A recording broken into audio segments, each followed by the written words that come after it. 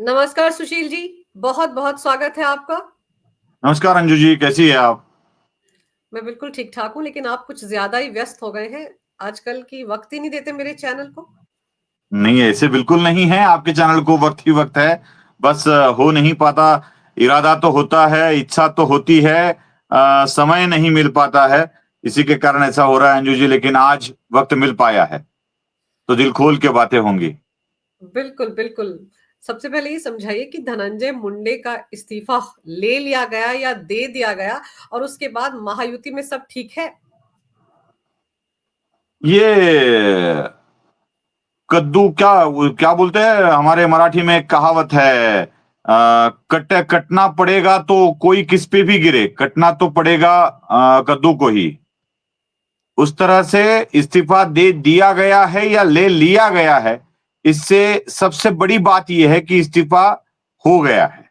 हुँ, धनंजय मुंडे अब मंत्री नहीं हैं, और जो लोगों के मन में संदेह था, आशंकाएं थी कि मंत्री होने के कारण धनंजय मुंडे इस पूरे सरपंच वाली हत्या वाले मामले में अपना प्रभाव डाल सकते हैं, खुद को, अपने लोगों को इससे अलग कर सकते हैं या उनको मुक्त करवा सकते हैं, ये जो संदेह था ये अब नहीं बचा है।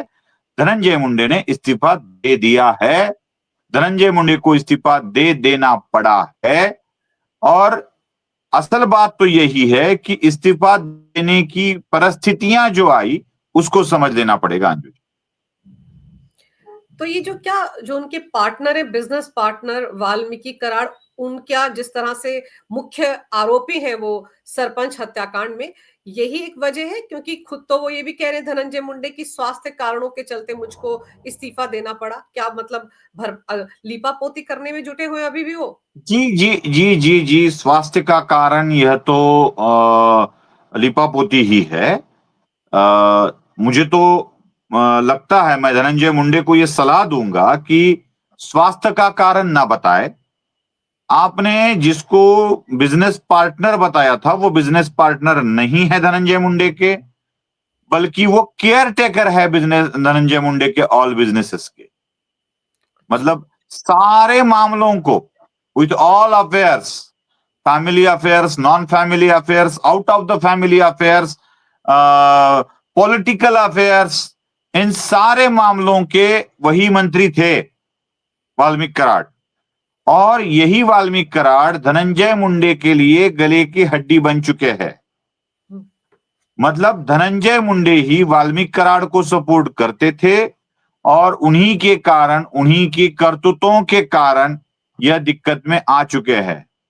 एक हत्या वाला मामला सामने आता है, जिसको प्रतिक्रिया बताया जाता है। मैं बता दूं अंजू जी कि चाहे कुछ भी हो, लेकिन जो सत्य सामने आया है, एक बात मैं आपके चैनल के थ्रू बता पाऊंगा जो कोई नहीं बताएगा, कि यह जिसे हम इस क्रूरता की, निर्ममता की, बर्बरता की बात करते हैं, चार्जशीट में दाखिल किए गए वीडियो की तस्वीरें, वीडियो तो वायरल नहीं हुआ है, बस उसकी कुछ तस्वीरें जो चार्जशीट में पुलिस ने इन्वॉल्व की है, वह तस्वीरें जो निर्ममता दिखाती है, बर्बरता दिखाती है, बड़ी क्रूरता दिखाती है, वह पहली बार बाहर नहीं आई हैं।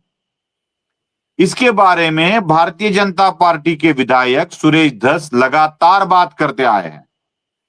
चूंकि विधानसभा में उन्होंने भाषण किया था तो इसी बर्बरता के बारे में बात किया था। याद कीजिए, वहां रो पड़े थे विधायक, विधानसभा में, महाराष्ट्र की विधानसभा में रो पड़े थे विधायक। इतनी बर्बरता सुरेश धस ने बताई थी। बस आज उसके प्रूफ बाहर निकले हैं, जो पहले बताया जाता था कि इस तरह की बातें हो रही है। देर रात अजीत पवार और देवेंद्र फडणवीस के बीच में जो मीटिंगें हुई, उस मीटिंग के बाद यह तय किया गया कि धनंजय मुंडे का इस्तीफा अब दिया जाना चाहिए। क्यों? क्योंकि अब तक डाउट के आधार पर धनंजय मुंडे को बेनिफिट दिया जा रहा था। हुँ, मतलब डाउट ऑफ बेनिफिट, क्या बेनिफिट ऑफ डाउट क्या बोलते हैं उसको, उसके आधार पर धनंजय मुंडे को छोड़ा जा रहा था। हुँ, बेनिफिट ऑफ डाउट, हुँ, संदेह के आधार पर केवल संदेह था और उसमें कुछ शंकाएं थी, उसके आधार पर धनंजय मुंडे का इस्तीफा मांगना और उन्होंने देना यह असंभव था, क्योंकि इस बर्बरता को, निर्ममता को दुनिया के सामने लाया गया। और जब लाया गया तो ऐसे एक ये व्यू तैयार हो गया, तो धनंजय मुंडे को इस्तीफा दे ही देना पड़ा है। तो इस इस्तीफे को हम देर में किया गया, लेकिन सही तरीके से किया गया, उठाया गया कदम, ऐसे ही उसको बोलूंगा। पर सुशील जी, ये इस्तीफा आने के बाद जो उनकी बहन ही है पंकजा मुंडे, वो बोली कि देने वाले को पहले इस्तीफा दे देना चाहिए था, लेने वाले को भी पहले इस्तीफा ले लेना चाहिए था। इस स्टेटमेंट को कैसे देखा जाए?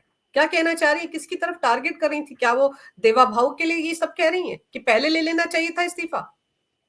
जी, वो शायद देवा भाऊ को भी कह रही है और शायद अजीत पवार को भी कह रही है, क्योंकि धनंजय मुंडे के साथ भी पंकजा की बनती नहीं थी, अजीत पवार के साथ भी पंकजा की बनती नहीं थी।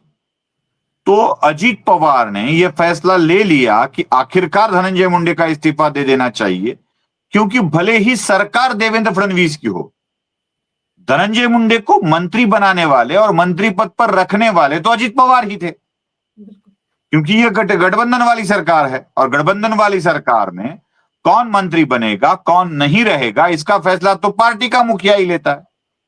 तो स्वाभाविक तौर पे एक पार्टी की तरफ से आए हुए नाम मंत्री बनाए जाना, इसका भले ही जिम्मेवारी देवेंद्र फडणवीस की हो, लेकिन निर्णय और अधिकार तो अजीत पवार के पास ही थे। तो लेने वालों को पहले ही ले देना चाहिए था, यही एक बड़ी बात है।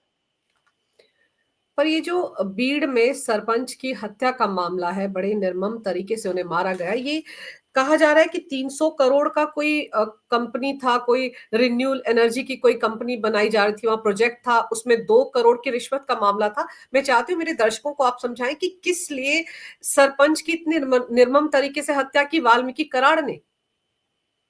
जी अंजू जी, मैं बता देता हूं कि अवादा कंपनी जो है, अवादा नाम की एक कंपनी है जो महाराष्ट्र में बहुत सारे जगह पर विंड मिल का प्रोजेक्ट चला रही है।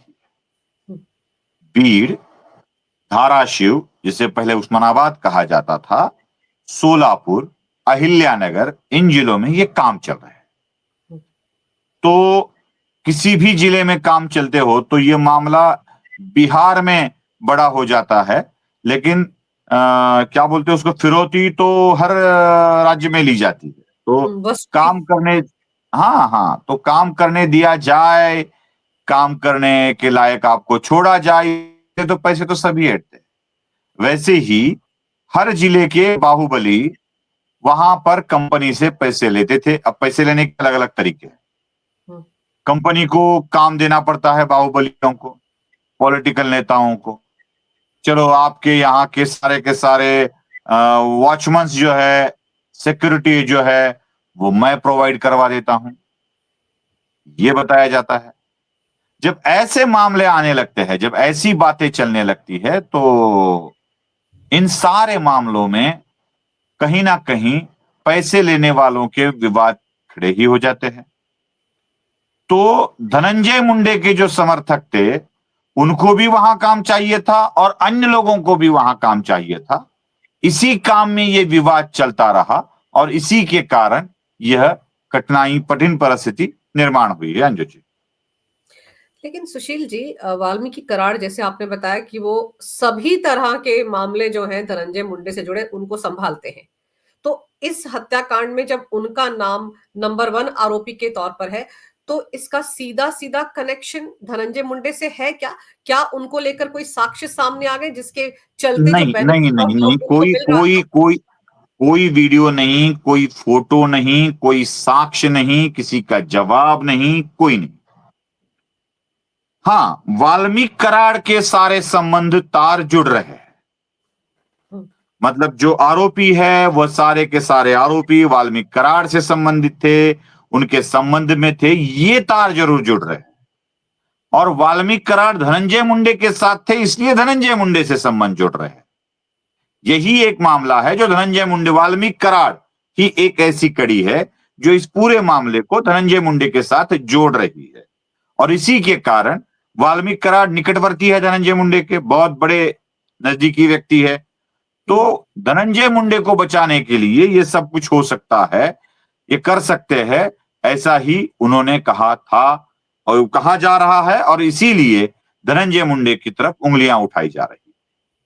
क्योंकि खबरें ये भी है मीडिया में कि एक वीडियो है जिसमें ये कहा जा रहा है साहिब देख लेंगे, तो ये साहिब कौन है, ये साहेब सवाल मतलब साहेब मतलब धनंजय मुंडे को ही साहब बोला जाता है। हम्म तो इसीलिए देवेंद्र उनको फडणवीस देवेंद्र फडणवीस को साहब नहीं बोला जाता, देवेंद्र जी को देवेंद्र जी बोला जाता है या देवा भाऊ बोला जाता है। साहब तो धनंजय मुंडे ही है, तो साहब सब देख लेंगे। इसीलिए क्या हालात ऐसे बने कि इस्तीफा लेना पड़ा, क्योंकि मामला तो बहुत पुराना चल रहा है। और फिर सवाल ये भी कि जब चार्जशीट दायर हो गई सुशील जी इस मामले में, तब कहीं जाकर वो तस्वीरें वायरल हुई हैं, लीक हुई हैं। आपने भी बताया ना कि पहले भी एक विधायक थे बीजेपी के जो रो गए थे विधानसभा में इस बारे में बताते बताते, लेकिन तब किसी के पास साक्ष्य नहीं थे, कोई वीडियो या कोई तस्वीर नहीं थी। लेकिन अब एक तरह से तस्वीरों को लीक किया गया है या करवाया गया है। एक ऐसा सवाल पूछा है अंजू जी आपने कि ये पूरे राजनीति को ही उजागर कर देगा। देखिए, हम्म, आमतौर पर किसी भी आरोप पत्र में, चार्जशीट में जो कुछ भी दिया जाता है, दो लोगों को उपलब्ध करवाया जाता है। एक, जिन पर आरोप लगा है वह आरोपी, और दूसरा व्यक्ति होता है जिन्होंने इस पर कंप्लेंट की है वह व्यक्ति। हम्म, मतलब जो भी चार्जशीट मिलती है वो दो लोगों को जरूर मिलती है। हम्म, दूसरा, यह चार्जशीट होती है पुलिस के पास, मतलब सरकार के पास। और चौथी जगह होती है कोर्ट, जहां पर यह सबमिट की जाती है। अपनी चार्जशीट पुलिस तो कहीं लीक नहीं करेगी, सही है। हम्म, कोर्ट नहीं कहेगी कि ये ले लो, बस कोर्ट इतना पूछेगी कि ये आरोपी को दिया गया है, तकरारकर्ता को दिया गया है। मतलब ये जो चार्जशीट के फोटोज और सारी बातें हैं वह लीक की गई है। सीधी सी बात है। जब हम्म, किसी के पास ये फोटोज बिटोज आ जाते हैं तो वो दुनिया के सामने ला देता है कि देखो भाई कितनी निर्ममता से हत्या कर दी गई। अब ये सही मामला यही है अंजू जी कि सब पहले पता था, हम्म, बस कैसे किया गया है ये बताया ऐसा पता नहीं चल रहा था। बस वही एक तस्वीर वायरल हो रही थी जब उसका पार्थिव शरीर ले जाया गया था अस्पताल में, तभी जो उसके पीठ पर जो भी निशान थे उन्हीं निशानों को दिखाकर निर्ममता दिखाई जा रही थी। लेकिन इस बार जो कृतियां की गई है वो दिखाई देने लगी। और जैसे ही यह फोटो वायरल हुए हम्म, वैसे धनंजय मुंडे पर दबाव बढ़ता गया स्थिति। मुझे लगता है अब तक मैंने यही फायदा ले रहे थे डाउट के आधार पर। संदेह था कि धनंजय मुंडे या वाल्मीकि कराड़ क्या हो रहा था, यह संदेह तो चल ही रहा है। लेकिन हम्म, जब निर्ममता सामने आती है तो तब उस निर्ममता को देखकर जो भी आरोपी है उनके बारे में ऐसे लोगों की विचारधाराएं बनने लगती है, भावनाएं तैयार होने लगती है। और हम्म। धनंजय मुंडे को इसी के कारण इस्तीफा देना पड़ा है। मुझे लगता है यह लीक होना, इस्तीफा दे देना, इस्तीफा देने की नौबत आना, यही एक बड़ी राजनीति। और फिर ताज्जुब की बात तो ये भी है ना सुशील जी की पालक मंत्री हैं, गार्जियन मिनिस्टर हैं बीड़ के धनंजय मुंडे। नहीं है, नहीं है, नहीं है। नहीं है, अजीत पवार, अजीत पवार है। लेकिन उनकी उनको पार्टी की पार्टी के इसी के नेता ही है। कारण इसी मुद्दे के कारण गार्डियन मिनिस्टर मिनिस्टर नहीं बनाया गया था धनंजय मुंडे को, अजीत पवार को बनाया गया था बीड़ का गार्डियन मिनिस्टर। और धनंजय मुंडे को अब मंत्री भी नहीं रखा है। तो उसमें कोई, हाँ पहले थे इसकी हम्म, पूर्व सरकार में जब एकनाथ शिंदे मुख्यमंत्री थे तब धनंजय मुंडे गार्डियन मिनिस्टर थे। लेकिन इस बार अजीत पवार को बनाया गया है। इस बार कोई ये नहीं छोड़ा है कि उन्हीं को बना के फिर विवादों में ज्यादा उलझाया जाए। पर इस प्रकरण के बाद आपको लगता है कि क्योंकि बड़े लाडले हैं, बड़े करीबी हैं धनंजय मुंडे अजीत पवार के, जब वो 2.5 दिन की सरकार बनी थी तब भी वो उनके साथ आए थे और सबसे पहले वही थे जो भाग निकले थे शरद पवार की तरफ। तो उनको अगर इस्तीफा देना पड़ता है, उसके बाद कोई प्रतिक्रिया अजीत दादा की तरफ से आई नहीं है। सहज है वो इस डिसीजन के बाद या नहीं? नहीं, ये दादा को सहज होना पड़ेगा अंजू जी, हम्म। सहज होना पड़ेगा, क्योंकि भले ही उनके लाडले हो, उनका लाडलापन अभी भी कम नहीं हुआ है, लाडले ही है वो। एक तरफ ओबीसी के नेता छगन भुजबल को वो हटा सकते हैं, लेकिन धनंजय मुंडे को नहीं हटाते। इसी में वो कितने लाडले हैं हमें समझ में आ जाता है। इसलिए अजीत पवार की सहजता अब करनी होगी, उनको इतना सहज होना पड़ेगा, क्योंकि जिस तरह से धनंजय मुंडे के करीबी लोगों की इन्वॉल्वमेंट दिख रही है, बस एक मामले में नहीं, कई मामले चल रहे हैं धनंजय मुंडे के लिए। धनंजय मुंडे के ऊपर करुणा वाला आरोप भी लग रहा है।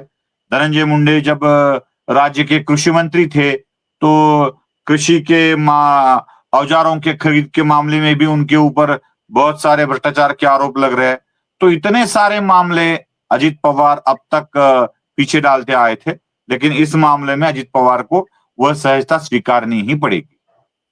और एक और मामला है जो एनसीपी के नेता से ही जुड़ा हुआ है, कृषि मंत्री हैं माणिक राव कोकाटे, उनको भी तो 2 साल की सजा एक निचली अदालत ने सुनाई थी जालसाजी के एक मामले में। हालांकि उसमें अपील की गई है, इसलिए वो बच गए थे। जी, अपील की गई है, सजा को स्थगिति नहीं दी गई है, स्टे नहीं मिला है, जमानत मिली है, स्टे नहीं।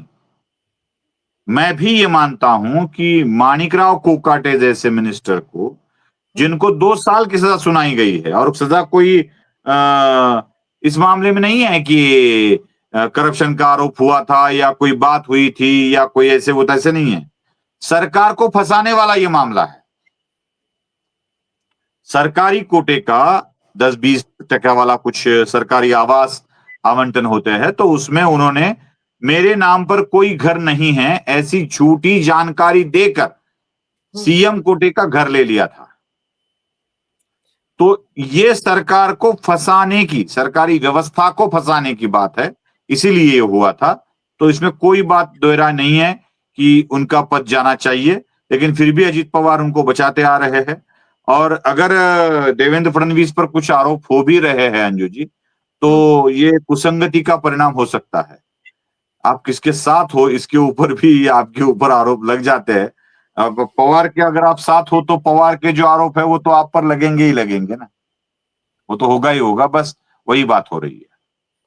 लेकिन दूसरी तरफ अगर हम आप देखें महायुति में शिंदे भी बदले बदले से नजर आ रहे हैं। पहले उन्होंने स्टेटमेंट दिया मुझे हल्के में मत लीजिएगा, मैं तो पहले भी सरकार गिरा कर आया हूं। फिर अभी एक दिन पहले एक ऐसी प्रेस कॉन्फ्रेंस हुई जहां पर अजीत पवार भी थे, देवा भाऊ भी थे और साथ में शिंदे भी थे। वहां पर बड़े अच्छे तरीके से पेश करने की कोशिश हो रही थी कि सब कूल कूल है। क्या सच में कूल कूल है? जी, किसी का सीएम पद चला जाए तो आदमी कूल होना जरा असंभव होता है। मैं एक बात बता दूं आपको, सत्ता एक ऐसी चीज है ना जिससे हर गम भुलाए जा सकते हैं, और यह सत्ता के ऐसे पलड़े में आ गए हैं। पहले तो देवेंद्र फडणवीस के लिए या भारतीय जनता पार्टी के लिए सत्ता को बनाए रखना और इसके लिए इनको साथ रखना आवश्यक था। मैं अब ये मानता हूं कि चाहे एकनाथ शिंदे निकल जाए, चाहे अजीत पवार निकल जाए, चाहे दोनों मिलकर निकल जाए, महाराष्ट्र की सरकार गिरने वाली नहीं है। 137 137 इतने विधायक है जो भारतीय जनता पार्टी के पास अपने हैं। आप बोलेगी कि 145 का बहुमत है, 7 लोग कम पड़ते हैं तो सरकार गिर सकती है। अटल जी की सरकार एक मत से गिर गई थी, तो ये तो देवेंद्र की सरकार है। लेकिन बता दूं कि 15 ऐसे विधायक हैं जो मूलतः भारतीय जनता पार्टी के हैं और उनको टिकट देकर एनसीपी या शिवसेना से चुनकर लाया गया है। अगर वो विधायक इस्तीफा दे दे तो बहुमत अपने आप जितने लोग भारतीय जनता पार्टी के साथ है वहां तक पहुंच जाएगा और सरकार बच जाएगी। सरकार का गिरना असंभव है, और यह जानकारी सारे राजनीतिक नेताओं को है, जो ये जानते हैं कि अगर हम चले भी जाए तो सरकार गिरने वाली नहीं है, इसलिए उनको जो भी हो रहा है वह सहते सहते सरकार में रहना होगा, सरकार पर कोई विपदा नहीं आएगी। लेकिन चल भले ही धनंजय मुंडे वाले मामले में हम ये कहें कि देर आए दुरुस्त आए, लेकिन कम से कम ये तो समझ में आ गया है लोगों को कि देवेंद्र फडणवीस इस तरह के नेताओं के साथ समझौता करने को तैयार नहीं है। उनकी जो क्लीन इमेज है वो उसी तरीके से अपने तौर तरीके से ही राजकाज चलाएंगे, और अगर किसी पर कोई शक है, कोई इस तरह की घटना में इन्वॉल्व रहा है, तो उसको बख्शेंगे नहीं। देवेंद्र फडणवीस को अभी अपनी क्लीन इमेज को और अच्छा बनाने की कोई जरूरत नहीं है। देवेंद्र फडणवीस की क्लीन इमेज अभी बहुत लोगों को पता चला है कि साफ सुथरे नेता है।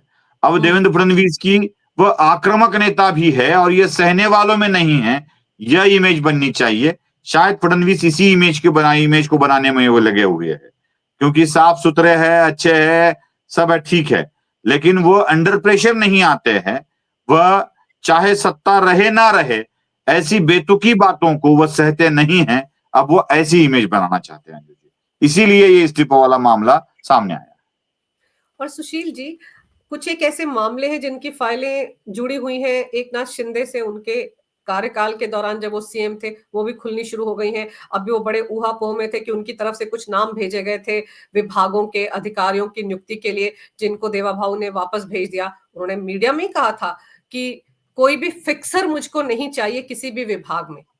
तो उसको लेकर भी तो कहीं ना कहीं शिंदे जी बैकफुट पर कि उन्हीं जी की तरफ से जी भेजे गए जी थे वो जी नाम। जी जी जी जी जी आप भी खबरों की शिकार बन गई हैं। जी, हम्म।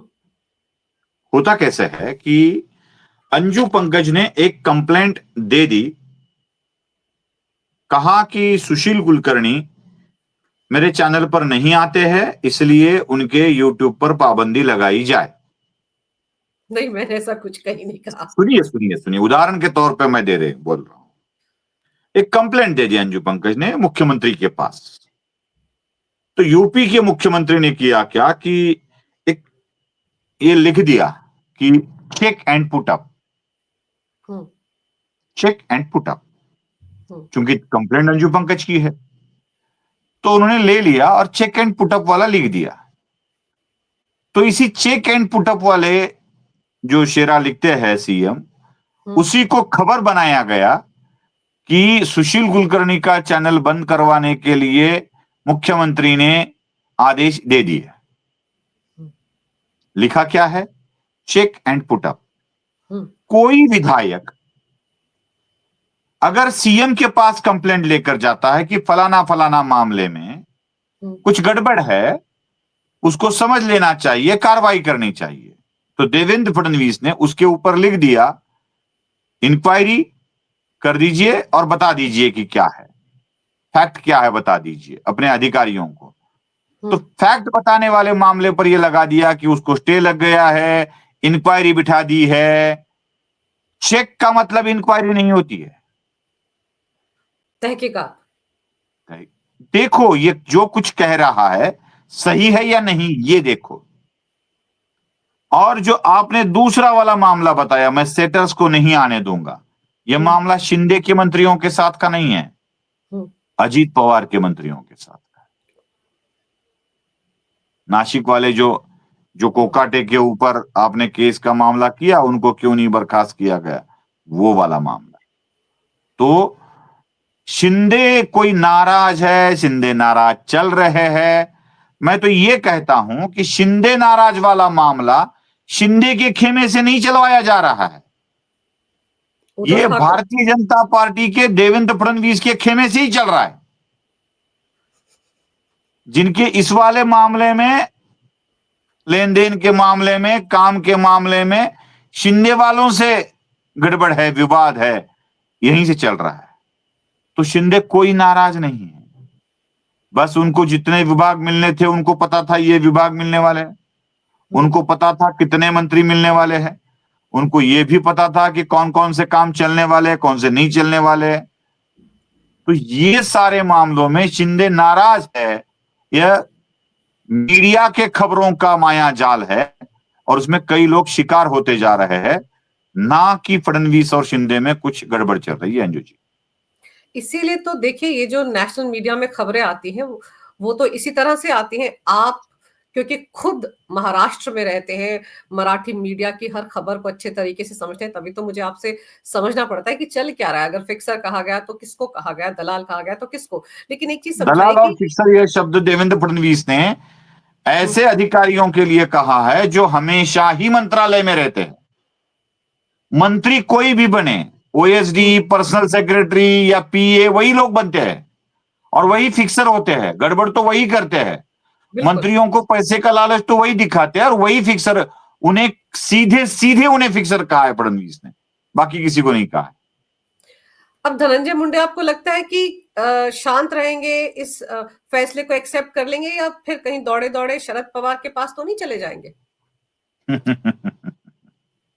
नहीं जा सकते, अब कुछ नहीं कर सकते, क्योंकि शरद पवार का ही बुनाया हुआ जाल है।